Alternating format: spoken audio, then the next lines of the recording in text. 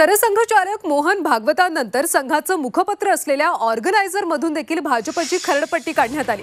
लोकसभा निवडणुकीत 405चा नारा देणारा भाजप 240 जागांवरच अडखळला।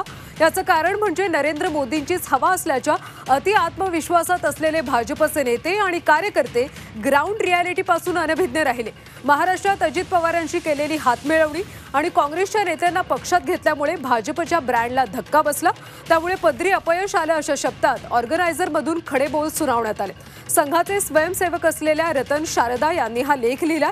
यासोबतच भगव्या दहशतवादाचे आरोप करणाऱ्या 26/11ला संघाचं कटकारस्थान म्हणणाऱ्या आणि संघाला दहशतवादी संघटना असं संबोधणाऱ्या काँग्रेस नेत्याला भाजपात प्रवेश देण्यात आला। यामुळे संघ स्वयंसेवकांची मनं दुखावली गेली। याकडेही लेखात लक्ष वेधण्यात आलं। संघाच्या मुखपत्रातून नेमकं काय म्हटलंय ते पाहूया। भाजपला बहुमत न मिळण्याचं कारण म्हणजे अति आत्मविश्वासात असलेले भाजपचे नेते ग्राउंड रियालिटीपासून अनभिज्ञ राहिले। अजित पवारांशी युती केल्यानं भाजपच्या ब्रँडला धक्का बसला। महाराष्ट्रात भाजप आणि शिंदेच्या शिवसेनेकडे पुरेसं बहुमत असताना अजित पवारांना सोबत का घेतलं? येत्या 2 ते 3 वर्षात राष्ट्रवादीच्या अंतर्गत भांडणात शरद पवारांची शक्ती कमी झाली असती। संघाला दहशतवादी संघटना म्हणणाऱ्या काँग्रेस नेत्याला भाजपमध्ये प्रवेश दिल्यानं स्वयंसेवकांची मनं दुखावली गेली, असं संघाच्या मुखपत्रात म्हणण्यात आलं।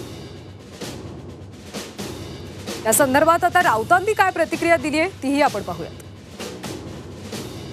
भागवत काल बोलले, कृतीत दाखवा। तुम्हाला खरोखर देशाची आणि समाजाची चिंता असेल तर बोलू नका। तुमच्यामध्ये कृती करण्याची धमक आणि क्षमता असेल तर ती कृपा करून दाखवा। प्रवचन आता फार जास्त झालेले आहे। हा देश संकटात आहे।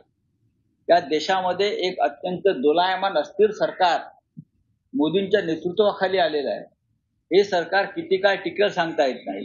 हे सरकार चालवण्यासाठी काय तडजोडी कराव्या लागतील आणि कोणत्या भ्रष्ट मार्गाचा अवलंब करावा लागेल याच्याविषयी आमच्या मनात शंका आहे।